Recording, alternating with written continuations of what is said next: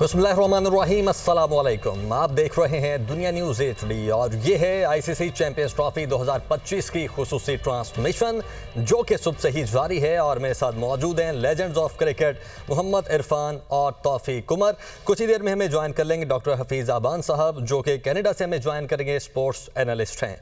जनाब, आज ICC champions trophy का दूसरा मैच हो रहा है और ये भी इंतहाई इंपॉर्टेंट मैच है। ये जिन दो टीमों के दरमियान खेला जा रहा है उनके लिए तो इंपॉर्टेंट है ही, पाकिस्तान के लिए भी ये मैच इंपॉर्टेंट है। और पाकिस्तान के लिए किस तरह से है ये हम आगे जाकर डिस्कस करेंगे। लेकिन अभी तक बांग्लादेश और भारत का जो ये दुबई में मैच जारी है उसके स्टेट्स क्या हैं वो मैं आपके साथ पहले शेयर कर देता हूं। बांग्लादेश की टीम इस वक्त बैटिंग कर रही है और 195 पर 6 खिलाड़ी आउट हो चुके हैं बांग्लादेश की टीम के। तंजीद हसन जो कि उनके ओपनर हैं, उन्होंने 25 रन किए 25 बॉलों पर और 100 का उनका स्ट्राइक रेट रहा। सौमिया सरकार कोई भी रन नहीं बना सके, 5 गेंदें खेलकर आउट हुए। नजमुल हुसैन शांतो जो कि कैप्टन है वो भी दूसरी गेंद पर आउट हो गए। इसके साथ साथ मेहदी हसन मिराज सिर्फ 5 रन बना सके और तौहीद हरिदोय जो कि अभी भी क्रीज पर मौजूद हैं 89 रन उन्होंने बना लिए। 104 गेंदों पर 85 के स्ट्राइक रेट के साथ वो खेल रहे हैं। मुशफिकुर रहीम ये भी बगैर किसी रन के आउट हुए, पहली बॉल पर ही आउट हुए। और जाकिर अली 68 रन बना पाए, 114 की बॉलें खेली उन्होंने और 59 के स्ट्राइक रेट से खेले। और रिशद हुसैन इस वक्त खेल रहे हैं जो कि भरपूर साथ दे रहे हैं तौहीद हरिदोय का। अब आज का ये जो मैच है इसमें बांग्लादेश की टीम ने अभी तक अगर हम स्कोर देखें तो 195 तकरीबन पीछे 6 ओवर बाकी हैं, 44.2 ओवर हो चुके हैं और 6 ओवर बाकी हैं। लेकिन जो स्कोर है इंडिया की टीम के लिए वो बहुत कम दिखाई दे रहा है। और अगर हम इंडियन बॉलिंग लाइन की बात कर लेते हैं तो अभी तक मोहम्मद शामी उन्होंने 8 ओवर्स करवा लिए हैं, 3 विकेटें उन्हें हासिल हुई हैं और 3 विकेटें हासिल करने में कामयाब रहे हैं। 44 रन उनको पड़ा, 5.50 की इकोनॉमी के साथ उन्होंने ये ओवर्स 8 करवाए हैं। हर्षित राणा इन्होंने 6 ओवर्स करवाए, 1 विकेट ली और इनकी इकोनॉमी 4.83 रही। अक्षर पटेल 8.3 ओवर यानी कि 9वां ओवर ये इस वक्त करवा रहे हैं और 2 विकेटें इन्होंने हासिल कर ली हैं। आज इनके साथ एक ट्रेजेडी भी हुई, वो भी हम शेयर करेंगे वो क्या हुई। उसके बाद हार्दिक पांड्या इन्होंने 4 ओवर करवाए, कोई विकेट नहीं ले पाए लेकिन इनकी जो इकोनॉमी है वो भी बेहतर रही, 5 की इकोनॉमी। और रविंद्रा जडेजा इन्होंने 9 ओवर्स करवा लिए हैं, 37 स्कोर किया इनको और 4.11 का इनका इकोनॉमी है। और कुलदीप यादव 9 ओवर करवा चुके हैं, 38 रन इन्हें हुए और 4.22 इनकी इकोनॉमी रही है। अब जनाब अपने पैनलिस्ट की जानिब बढ़ते हैं, लेकिन उसके पहले मैं 2 चीज़ें आपके साथ भी शेयर कर दूं और अपने जो मेहमान हैं उनके साथ भी शेयर कर दूं। आज की जो पहली इनिंग हुई है उसमें 2 चीज़ें बड़ी इंपॉर्टेंट थी। सबसे पहली एक तो ये कि अक्षर पटेल आज हैट्रिक करने वाले थे 30वीं गेंद पर, लेकिन उनका कैच ड्रॉप हुआ, रोहित शर्मा कैच नहीं पकड़ पाए तो वो उनके लिए एक ट्रेजेडी रही। लेकिन जो एक अच्छी खबर इंडिया के लिए वो ये थी कि विराट कोहली इस वक्त तक ओडीआई में 156 कैचेस के साथ मोहम्मद अजहरुद्दीन है जो कि 1985 से लेकर 2000 तक इंडियन टीम में खेलते रहे हैं और ओडीआई में उनके पास ये रिकॉर्ड है कि 156 कैचेस उन्होंने पकड़े हैं। उनका रिकॉर्ड किसी ने ब्रेक नहीं किया। लेकिन आज जब ये मैच शुरू हुआ तो तब ये प्रेडिक्ट किया जा रहा था कि विराट कोहली अगर 2 मजीद कैच पकड़ लेंगे, यानी कि इस वक्त तक उनके कैचेस की तादाद 154 थी जब तक ये मैच शुरू नहीं हुआ था। लेकिन आज की मैच में हमने देखा कि उन्होंने 2 कैचेस मजीद पकड़ लिए हैं और ये रिकॉर्ड भी वो अपने नाम कर पाए हैं और 156 उनके भी कैचेस हो चुके हैं ओडीआई में और इस वक्त सबसे ज्यादा कैचेस पकड़ने का रिकॉर्ड भी वो अपने नाम कर चुके हैं। तो जनाब अब पैनलिस्ट की जाने बढ़ते हैं। तौफीक, सबसे पहले आप मुझे ये बताइए, चूंकि बांग्लादेश की टीम बैटिंग कर रही है, सबसे पहला फैसला तो ये था बांग्लादेश की टीम ने टॉस जीता और टॉस जीतकर बैटिंग का फैसला किया। डू यू थिंक कि बैटिंग का फैसला बिल्कुल इनके हक में रहा या जैसा वो तसव्वुर करते थे वैसा रिजल्ट इनको मिला? क्योंकि कल तक जो मैं इंडियन मीडिया को सुन रहा था या जो कुछ पुराने उनके प्लेयर्स थे उनको सुन रहा था, वो ये सोच रहे थे कि जो पहले फील्डिंग टीम करेगी या जो बॉलिंग करेगी उसको एज मिलेगा। देखें, दुबई में नॉर्मली तो ये देखा गया है कि अंडर लाइट्स जो है वो बैटिंग ज़्यादा आसान होती है, वहाँ पे चेज जो है वो जो टीम, लेकिन हो सकता है कि जैसे ये विकेट जो है आप देखें बिल्कुल ग्रासलेस विकेट है और उन्होंने ये सोचा होगा कि ये सेकंड टाइम मज़ीद स्लोअर साइड पे ना जाए।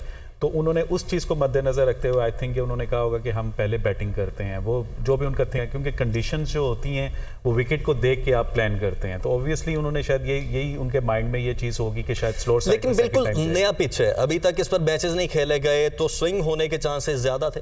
नहीं देखें, आप चाहे नया विकेट भी हो, लेकिन जो विकेट की कंडीशन होती है उसमें बिल्कुल ग्रास अगर नहीं है, बिल्कुल वो जिसको कहते हैं बिल्कुल चिट्टा विकेट, हम अपनी जुबान में जिसको कहते हैं, तो वो अगर है तो ऑब्वियसली फिर सेकंड टाइम वो विकेट जो है वो मजीद स्लोअर साइड पे जाने के चांसेस होते हैं, जो कि मुझे लगता है कि उनके माइंड में यही चीज़ होगी जो उन्होंने पहले बैटिंग की है। दूसरा लेकिन यहाँ पर इंपॉर्टेंट चीज़ ये भी है कि रोहित शर्मा ने जब टॉस हारने के बाद उन्होंने बात की, तो उन्होंने कहा कि अगर हम ये टॉस जीत भी जाते फिर भी हम फील्डिंग करते, तो इसका मतलब ये है कि दोनों टीमों में से किसी एक टीम की कैलकुलेशन ठीक नहीं थी। बिल्कुल, इसमें देखें रोहित शर्मा ने जो बात कही, ऐसा नहीं है कि ये विकेट इतना आसान नहीं है कि यहाँ पे इस तरह से खुले रन होंगे। ठीक, इरफान 214 रन हो चुके हैं, 7 खिलाड़ी आउट हैं, 45.3 ओवर्स हो चुके हैं। सबसे पहले तो आप यही बताइए कि जो फैसला बांग्लादेश की टीम ने किया, टॉस जीतकर बैटिंग का फैसला, एज ए बॉलर आप देखते हैं वो ठीक था, या एज ए बॉलर जो रोहित शर्मा ने बात की कि अगर हम ये टॉस जीत जाते तो पहले हम फील्डिंग करते, पहले बॉलिंग करते,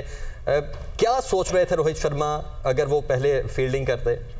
नहीं, असल में अगर देखा जाए बांग्लादेश ने जो अपनी स्ट्रेंथ है, जिस तरह उन्होंने देखा कि हमारे लिए चेज़ करना थोड़ा मुश्किल होगा, उनकी बॉलिंग थोड़ी अच्छी है, उनके जो फास्ट बॉलर वो भी अच्छे हैं और स्पिनर स्पेशली उनके पास अच्छे हैं। जिस तरह की दुबई की विकेट है, यहाँ पे स्पिन के लिए थोड़ा एज होता है कि आप वहाँ पे आपको थोड़ा ब्रेक मिलता है यहाँ से।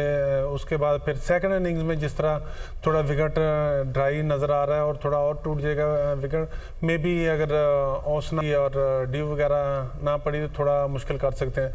उन्होंने अपने डिसीजन के हिसाब से ठीक किया, और जिस तरह रोहित ने बोला कि हमने पहले बॉलिंग ही करनी थी, उनका यही है कि जिस तरह की उनकी लंबी बैटिंग है, वो अपनी जो स्ट्रॉन्ग एरिया है उसको पीछे रखना चाह रहे थे। अगर हमारी बॉलिंग अगर हो भी सके, थोड़ा रन ज़्यादा भी हो जाए, तो हमारी बैटिंग उनकी इस तरह की है कि उसको आराम से चेज़ कर सकते हैं। तो दोनों ने डिसीजन ठीक लिया। जिस तरह आपने देखे शुरू में उनके जो बॉलर्स हैं उन्होंने 4-5 टाइम पे आउट कर दिया, उसके बाद फिर बांग्लादेश के बैट्समैनों ने बड़ा अच्छा खेला। जिस तरह ब्रेक हो रहा था उस टाइम पे, मैं एग्जैक्टली यही बात करना चाह रहा हूँ कि देखें जिस तरह से इंडियन बॉलर्स को पहले बॉलिंग करते हुए एज मिला, वैसे ही जो बांग्लादेश के बॉलर्स हैं उनको भी एज मिल सकता था। उनके पास भी 3 पेसर्स तो हैं कंप्लीट, लेकिन उनके कैप्टन का वही था, वो तो पहले बैटिंग इसलिए मे बी उनके जेहन में हो कि हमारी बैटिंग थोड़ी वीक है, हमारी बॉलिंग अच्छी है, तो सेकंड टाइम हम ज़्यादा बेहतर बॉलिंग करेंगे तो थोड़ा स्कोर कम भी होता, हमारी जो है बॉलिंग वो इसको मतलब कि जल्दी आउट कर लेंगे इंडिया की टीम के। देखिए इंडिया के जो सबसे स्ट्रॉन्ग पॉइंट देखा जाए तो उनकी बैटिंग है, तो यही चीज़ें कर रही हैं। तो लेकिन जिस तरह आगे शामी ने बॉलिंग की है, उसके बाद उनके स्पिनर ने किया, वो तो कोई भी और अच्छी टीम भी होती तो वो भी मैं थोड़ी मुश्किल में होती। और उसके बाद जितना ड्राइव विकेट है, जिस तरह एक क्या कह रहे हैं होती है चीज़ दुबई की विकेट में। इरफान, ये जो आप बात कर रहे हैं जिस तरह बॉलिंग की, पहले तो मुझे ये समझाइए आप अपने एक्सपीरियंस से कि इनकी बॉलिंग की वजह से स्कोर इस वक्त इतना स्कोर बोर्ड पे सेट हुआ है, या जो बांग्लादेश के बैटर्स हैं वो उस तरह से नहीं खेल पाए? नहीं, उनकी बॉलिंग ने अच्छी स्ट्रेंथ दिखाई है। शुरू में तो लग रहा था जब उनके 5 आउट होते हैं मे बी शायद 100 के अंदर ही आउट हो जाए, लेकिन उनकी बैटिंग ने फिर आके बीच में थोड़ा अपने आप को साबित किया कि जो मुश्किल एरिया में उन्होंने आके बॉल डॉट भी किए हैं और साथ जो स्ट्राइक उन्होंने ट्रेड किया उससे उनको काफ़ी फ़र्क पड़ा। उन्होंने बॉलें ज़्यादा खेली हैं, लेकिन जो मुश्किल टाइम था उन्होंने गुजार लिया। अभी अगर देखा जाए दुबई की विकेट पे जिस तरह का एक अच्छी टीम का स्कोर होता है, स्कोर इतना तक उन्होंने कर लिया कि वो आसानी से जो है इंडिया की टीम को नहीं जीतने, थोड़ी मुश्किलात उनके लिए पैदा करेंगे। ठीक, अच्छा तो तौफीक ये बताइए कि कितना इस पिच पर स्कोर, एक तो ये बताइए ये पिच एज ए बैट्समैन आपको क्या लग रहा है, कैसे बिहेव कर रही है, और दूसरा कितना स्कोर है 240, 50, 60 अगर इतना हो जाता है और बांग्लादेश फिर उतने स्कोर पे टफ टाइम दे सकती है, वो फिगर क्या है? देखिए एक चीज़ तो है कि ये विकेट जो है वो थोड़ा सा स्लोअर साइड पे है, मतलब यहाँ पे अगर आप ये कहें कि बॉल बहुत बल्ले पे बहुत अच्छा आएगा तो वो इस तरह से नहीं होगा।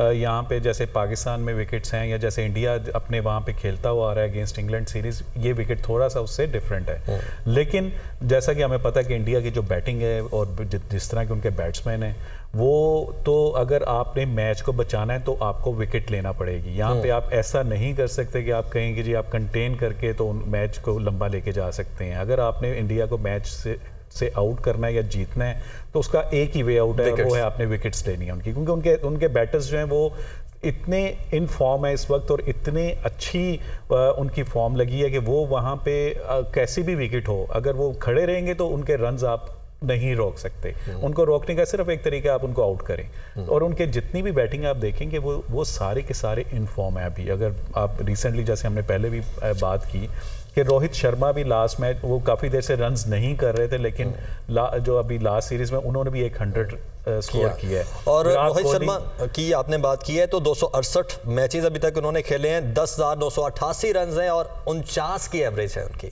रोहित शर्मा की। इसी तरह अगर आप विराट की बात करना चाह रहे हैं तो 297 मैचेस उन्होंने खेले हैं, 963, 57.93 यानी कि 58 की एवरेज है उनकी। और इतनी किसी भी एक बांग्लादेश का कोई बैट्समैन ऐसा नहीं है जिसकी एवरेज 50 के करीब ही जाती हो। देखें बिल्कुल आमिर, इसमें तो कोई शक नहीं है कि इंडियन क्रिकेट टीम जो है अभी इस वक्त जिसको कहते हैं कि हम कहते हैं ना कि कोई भी ऐसा आपको एरिया नजर नहीं आ रहा जिसमें वो लूप होल हो या आपको लगे कि ये एरिया इनका वीक, सारे बॉक्सेस उन्होंने फिल बहुत अच्छी तरह से किए हैं। अगर आप उनकी स्पिन बॉलिंग देख लें, उनकी बैटिंग देख लें, उनकी फास्ट बॉलिंग देख लें, तो मतलब वो जितने भी आप उनके तारीफ करें वो कम है। कि उन्होंने जिस तरह से लास्ट सीरीज खेली अगेंस्ट इंग्लैंड, उन्होंने बिल्कुल ही उनको वन साइडेड मैचेस हराए, तो मतलब वो अभी इसमें तो कोई शक नहीं है। देखें लेकिन ये विकेट थोड़ी सी डिफरेंट नज़र आ रही है दुबई की। अगर यहाँ पे बांग्लादेश की टीम अर्ली 2 से 3 विकेट्स उनकी लेने में कामयाब हो जाती है तो मैं समझता हूँ कि यहाँ पे इंडिया को मुश्किल हो सकती है, क्योंकि इंडियन बैट्समैन ऐसे हैं कि वो ऐसी विकेट पे खेलना पसंद करते हैं जहाँ पे शॉट्स जो हैं वो फ्लुएंटली लग रहे हों। जहाँ पे थोड़ा सा बॉल फंसेगा या जहाँ पे शॉट्स उस तरह से नहीं लगेंगे तो इनको मुश्किल हो सकती है। तो उसके लिए यही है कि इन्हें विकेट्स लेनी पड़ेगी। डॉक्टर हफीज साहब ने भी हमें ज्वाइन कर लिया। डॉक्टर साहब वेलकम बैक। सबसे पहले तो ये बताइए कि अभी तक 216 रन हो चुके हैं और 8 खिलाड़ी आउट हो चुके हैं। अभी तक जितना मैच हुआ है पहली इनिंग्स, उसको कैसे एनालाइज करेंगे? और सबसे पहला क्वेश्चन जो मैंने अपने इन दोनों प्लेयर्स से भी पूछा, आपसे भी वही कि जिस तरह से बांग्लादेश ने टॉस जीतकर बैटिंग का फैसला किया, हालांकि रोहित ने ये कहा था कि अगर हम टॉस जीतते तो हम भी पहले फील्डिंग करते, और फिर इन दोनों फैसलों में या दोनों कप्तानों की सोच में डिफरेंस कहाँ था और बांग्लादेश ये फैसला करने के बाद कहाँ पे स्टैंड कर रही है? देखिए, इसमें जो बांग्लादेश का स्कोर किसी हद तक एटलीस्ट वो कह सकते हैं कि काबिल इज्जत स्कोर तो हो गया है। जिस तरह की शुरू की 5 विकेट्स गिर गई, 35 पे 5 आउट हो गए थे, तो उस लिहाज से अगर देखा जाए तो बुरा नहीं है एटलीस्ट 200 स्कोर करना। बांग्लादेश के लिए काफी 216 हो चुका, अभी थोड़ा और भी हो सकता है। तो मेरा ख्याल है कि अगर जो रोहित ने कहा था, एक तो खैर ब्लफ भी होता थोड़ा कि दूसरे टीम को प्रेशराइज करने के लिए हम तो चाहते ही फील्डिंग थे, तो आपने हमें फील्डिंग ही दे दी। लेकिन डॉक्टर साहब मैं यहाँ पे आपकी इस बात में ये भी बात ऐड कर दूं कि कल मैं विक्रांत गुप्ता को सुन रहा था, उनके मुताबिक भी और कुछ जो इंडियन साबिक क्रिकेटर्स हैं वो भी यही कंसिडर कर रहे थे कि जो टीम यहाँ पर पहले बॉलिंग करवाएगी उसको एज मिलेगा। तो इसका मतलब ये है कि इंडिया के जितने भी, चाहे वो साबिक प्लेयर हों या अब के प्लेयर हों, वो शायद यही अपनी कैलकुलेशन रखते थे कि पहले फील्डिंग करना या बॉलिंग करना ही बेस्ट है। इसमें कोई शक नहीं कि इंडिया वैसे भी एक अच्छा चेजर है, वो 300 प्लस रन भी बड़े आराम से चेज करता है, उनको कभी मुश्किल पेश नहीं आती। ये एक वजह भी हो सकती है, लेकिन ऊपर से प्रेशर डालने के लिए अच्छा होता। और जिस तरह की हम फैक्टर की बात कर रहे थे, कल ड्यू फैक्टर की बात कर रहे थे, गो के आई ड्यू का इम्कान बहुत कम था। मैं देख रहा था जब टेम्परेचर उस वक्त तो ये था कि 21 डिग्री टेम्परेचर था दिन के वक्त, तो मुझे लगा यही कि जब ड्यू पड़ेगी तो 15 डिग्री के करीब ड्यू पड़ने के इम्कान होते हैं। तो बज़ाहिर यही लग रहा था कि सेकंड इनिंग में ड्यू शायद ना पड़े, तो उसका ना यानी कि ना हो ज़ेरे बहस ना आए। तो उस लिहाज से अगर देखा जाए तो बैटिंग पहले करने या बाद करने से इतना ज्यादा फर्क पड़ने वाला नहीं था अगर ड्यू फैक्टर नहीं है तो। लेकिन चूंकि इंडिया बहरहाल इस तरह की टीम है कि जिसको चेज में कभी मुश्किल पेश नहीं आती, तो यकीनन उनके ख्याल में यही होगा कि अगर हम पहले बांग्लादेश को प्रेशराइज कर लेंगे, जितना भी स्कोर होगा तो हम आराम से चेज कर सकते हैं। और उनकी इस वक्त चूंकि गो के बुमराह नहीं है, लेकिन इसके बावजूद भी उनकी बहरहाल बॉलिंग इतनी अच्छी है कि जो बांग्लादेश जैसी टीम को आराम से पकड़ सकती है। तो फिलहाल मुझे नहीं लगता कि इंडिया किसी अभी तक जो सिचुएशन मैच की चल रही है उसमें आपको जो इंडियन टीम है उसकी बॉलिंग ज्यादा अच्छी नजर दिखाई दे रही है या फिर जो बैटर्स हैं बांग्लादेश के वो क्लैप्स करते हुए ज्यादा दिखाई दे रहे हैं? किस जानिब आपके कमेंट्स ज्यादा टिल्ट कर रहे हैं?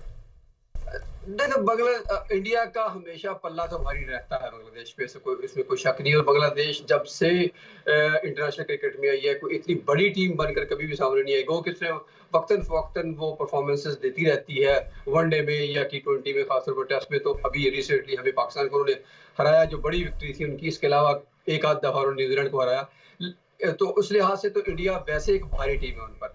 लेकिन अगर जब बांग्लादेश इंडिया के सामने आती है, तो मुझे कभी याद नहीं पड़ता कोई बड़ा, खास तौर पर टूर्नामेंट के मैचेस में, कि बांग्लादेश ने कभी टफ टाइम भी दिया हो। इवन बिल्कुल ऐसा लगता है जैसे वन साइडेड मैचेस होते हैं हमेशा इंटरनेशनली। तो अभी यहाँ भी मुझे नहीं लगता कि वो बांग्लादेश के बैट्स। लेकिन डॉक्टर साहब यहाँ पर एक और चीज़ में ऐड कर दूं, जो इंडियन साबिक क्रिकेटर्स हैं वो ये भी बात उनके नज़र में है कि जब बांग्लादेश इंडिया के साथ मैच खेलती है तो अपनी सलाहियत से बढ़ के वो टीम परफॉर्म कर जाती है। और वो ये भी समझते हैं कि अनप्रेडिक्टेबल है, किसी भी टाइम कुछ भी कर सकती है, जब ख़ास तौर पर इंडिया के साथ वो मैच खेल रही होती है।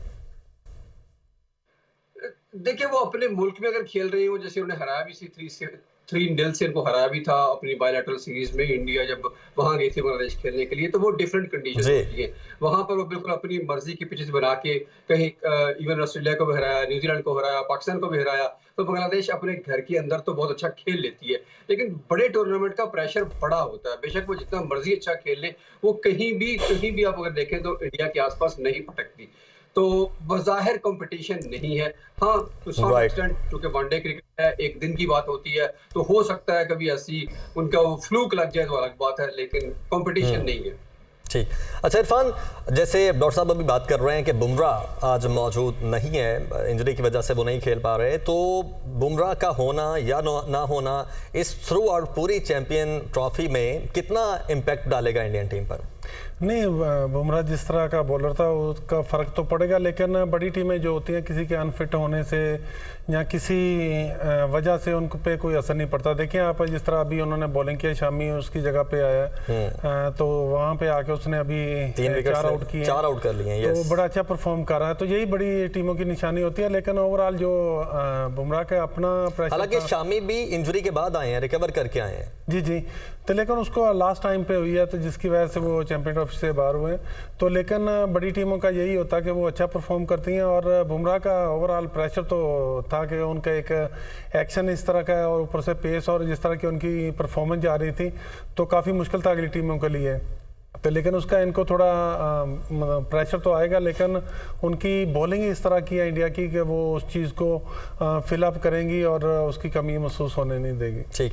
एज ए बैटर तौफीक, आप क्या समझते हैं, बुमराह किस हद तक शामी को रिप्लेस कर रहे हैं या कर पाएंगे?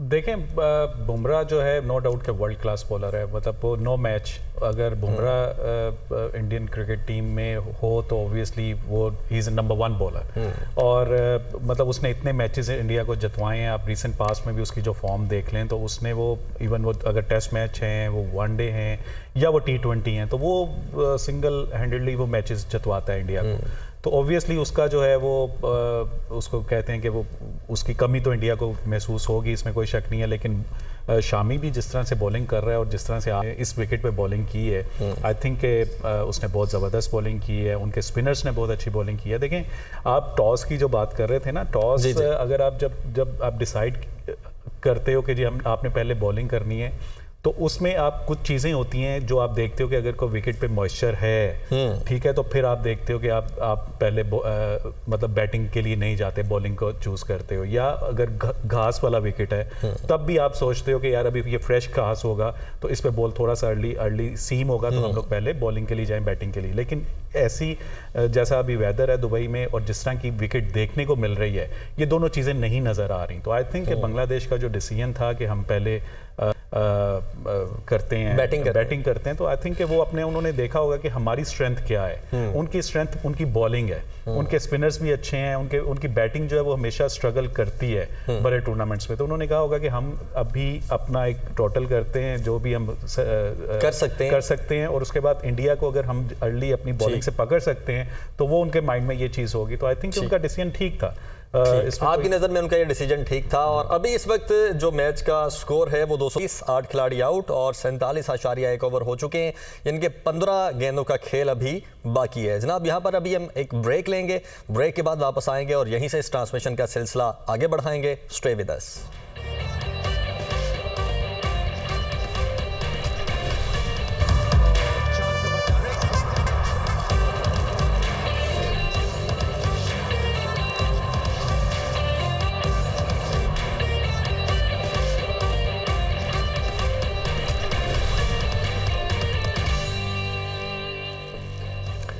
आईसीसी चैंपियंस ट्रॉफी 2025 की खुसूसी ट्रांसमिशन में एक बार फिर से आपको खुशामदीद कहते हैं। बांग्लादेश और भारत आज आमने सामने हैं। अहम मैच है आज भी ग्रुप ए का और बांग्लादेश की टीम ने 228 रन बनाए हैं, 229 का टारगेट दिया है। हमारा पैनल हमारे साथ मौजूद है। डॉक्टर साहब, आपकी जाने पहले बढ़ता हूं। एक तो 229 का टारगेट इसको आप कैसे देखते हैं? जो इंडियन टीम है, क्या किसी भी पॉइंट पे उसे मुश्किल का सामना करना पड़ेगा बांग्लादेश की बॉलिंग को देखते हुए? और साथ ही इंडिया ने आज फील्डिंग में भी कुछ गलतियां की हैं, 3 कैचेस ड्रॉप किए, खासतौर पर अक्षर पटेल की गेंद पर एक कैच ड्रॉप हुआ, रोहित शर्मा ने ड्रॉप किया, हैट्रिक का चांस था, बहुत बड़ा चांस एक बॉलर के लिए, वो मिस हुआ। और तीसरा एक और इम्पॉर्टेंट चीज़, आज विराट कोहली ने एक रिकॉर्ड बनाया है, 156 कैचेज उन्होंने पकड़ ली हैं अपने ओडीआई करियर में और इंडिया में आज तक का जो रिकॉर्ड 156 का था इससे पहले का, वो ब्रेक करने में भी कामयाब हुए हैं। जी हाँ, मुझे नहीं लगता कि ये 228 रन का, ये 229 रन का टारगेट कोई बहुत बड़ा टारगेट है इंडिया के लिए। कि इंडिया की बैटिंग लाइन को अगर आप देखें तो वो इतनी कॉम्पैक्ट है कि वो शायद 328 का भी रन उनके लिए इतना भारी ना होता बांग्लादेश की जैसी टीम के सामने। गो के बांग्लादेश की टीम को अगर देखा जाए, बॉलिंग की अगर मैं बात करूं तो बुरा नहीं है। उनकी जो पेसर्स है खासे ठीक है, क्विक भी हैं, तेज हैं, ऊपर से विकेट ले सकते हैं। शुरू के ओवर थोड़ा सा यानी कि 5 से 10 ओवर ज्यादा संभालना पड़ेगा इंडिया को, थोड़ा सा देख के खेलना पड़ेगा, क्योंकि जैसे कि आपने अभी तौफीक भाई कह रहे थे कि थोड़ी सी स्लोअर साइड पे है पिच, तो हो सकता है कि उसकी वजह से एहतियात करनी पड़े इंडिया को। अदरवाइज अगर ओवरऑल देखा जाए तो मुझे नहीं लगता कि इंडिया के लिए कोई बहुत बड़ा। और डॉक्टर साहब, फिर जो बॉलिंग लाइन है बांग्लादेश की, उसको कैसे काम करना चाहिए? मुझे लगता है कि राइट इन टारगेट अगर चलेंगे तो देखिए, रोहित शर्मा शुरू में फंसते हैं, जैसे पाकिस्तान ने भी उनको बहुत दफा आउट कर चुके हैं, खासतौर पर शाहीन शाह अफरीदी, तो ऊपर से हमेशा वो फंसते हैं। अगर वहां पे right in target with in the stumps गेंद करेंगे तो हो सकता है कि अगर उनके पेसर्स ऊपर से 2 विकेट लेने में कामयाब हो जाते हैं तो स्पिनर्स उनके बुरे नहीं है। जो लेफ्टी है उनके वो भी बहुत अच्छे हैं और राइट आर्म मेहदी मिराज वो भी अच्छी बॉलिंग करते हैं, विद इन द स्टंप्स करने की अहलियत रखते हैं। लेकिन स्टिल ये कहना बहुत मुश्किल है कि इंडिया इस 228 के टारगेट के अंदर फंस जाएगा। हो सकता है इनके बहुत इजी होगा आपकी नजर में इंडिया के लिए टारगेट चेज करना। तौफीक, आप क्या समझते हैं एज ए बैटर, इंडिया के लिए आसान होगा या जो बांग्लादेश के बॉलर्स हैं वो थोड़ा टफ टाइम दे पाएंगे? और बॉलर्स को आप क्या कहना चाहेंगे? देखिए, इसमें तो बिल्कुल दो राय नहीं है। जिस तरह की इंडिया की बैटिंग है और जितना उनका एक्सपीरियंस है और जिस तरह की उनकी फॉर्म है, तो ये टारगेट आई थिंक उनके लिए तो बिल्कुल मुश्किल नहीं होना चाहिए। लेकिन एक चीज़ है कि क्रिकेट में कोई भी चीज़ जो है आप मतलब वो फॉर ग्रांटेड नहीं ले सकते। आपने ये 228 रन चेस करने हैं तो आपको फिर अच्छी क्रिकेट तो खेलनी पड़ेगी ऑब्वियसली, जिस तरह के उनके हैं बांग्लादेश। यानी कि आपको भी लगता है कि पहले 2 से 3 विकेट्स लेना जरूरी है? इरफान, आप क्या समझते हैं? मुस्तफिजुर रहमान है, फास्ट बॉलर, 107 मैचेस खेले हैं, 5.71 की इकोनॉमी, 172 विकेटें ली हैं। तस्कीन अहमद है, फास्ट बॉलर, और तंजीम हसन शाकिब भी हैं। ये खासतौर पर जो 3 पेसर्स हैं, ये किस हद तक टफ टाइम दे सकते हैं? और आप क्या समझते हैं कैसे इन तीनों पेसर्स को बॉलिंग करनी चाहिए? नहीं, असल में अर्ली ऑन जिस तरह डॉक्टर साहब ने बोला था कि रोहित को जब बॉल करते हैं तो जो अंदर बॉल आता है, इन स्विंग होता है, उस पर थोड़ी उनको मुश्किल होती है। और रोहित इस तरह का बैट्समैन, अगर वो सेट हो गए तो 1 साइडेड वो मैच ले जाएंगे, उनके लिए टोटल मुश्किल नहीं होगा। तो लेकिन अगर 10 ओवर में 2 से 3 आउट कर लेते हैं, फिर थोड़ा मैच स्ट्रगल करनी पड़ेगी इंडिया की टीम इंडिया को थोड़ा जोर लगाना पड़ेगा। तो लेकिन उम्मीद यही है कि इंडिया इजीली मैच जीतेगा। ठीक है, तो जनाब हमारा जो पैनलिस्ट है सब एक जैसी है कि इंडिया बासानी आज का मैच जीतने में कामयाब हो पाएगा। लेकिन अब आगे जो इंडिया और पाकिस्तान का मैच होगा संडे को, वो भी इसी ग्राउंड में होगा। अब देखना ही है कि पाकिस्तानी टीम किस हद तक और कितना अच्छा एनालाइज करती है आज की इंडिया की बैटिंग और बॉलिंग को, ताकि इंडिया से मैच जीत सके। जनाब, आज की इस ट्रांसमिशन से हमें इजाजत दीजिए। कल भी एक अहम मैच है अफगानिस्तान और साउथ अफ्रीका का। कल की ट्रांसमिशन में हम आपसे दोबारा मिलेंगे। अभी तक के लिए फी अमान अल्लाह।